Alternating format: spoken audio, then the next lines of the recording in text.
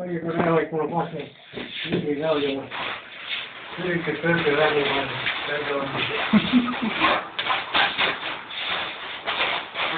Előbb hogy erre legyen szíves a szalontálat. Nem tudod a budista fogdogát.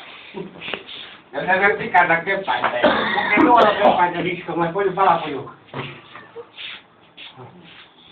Fasz a több pályt, meg fasz a több onnan szállítani. Majd elmegyek, még a pincét.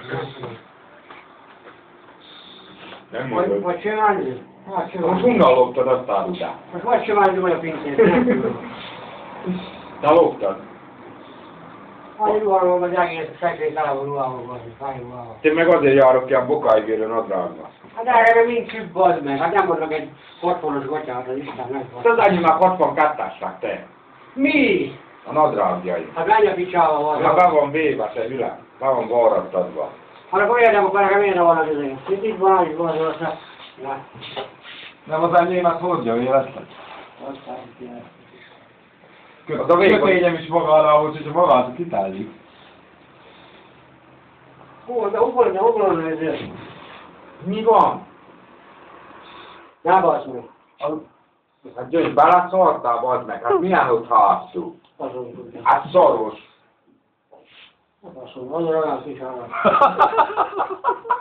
Így vagy meg kukkakor. Az volt jelzíti tényleg, mert olyan nem tettek iskát. Te látszik. Mit csinálj vele? Hát beszartál. Hát akkor bátoltam. Éred jönni. Hát itt így elkaptam kápszőt. Igen, jó, hogy hosszú szóló vannak, az nem látszik ki a parkamban.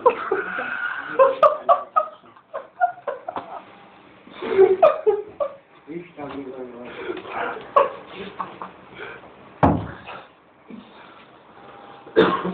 Csak róla nem kell dolgozni.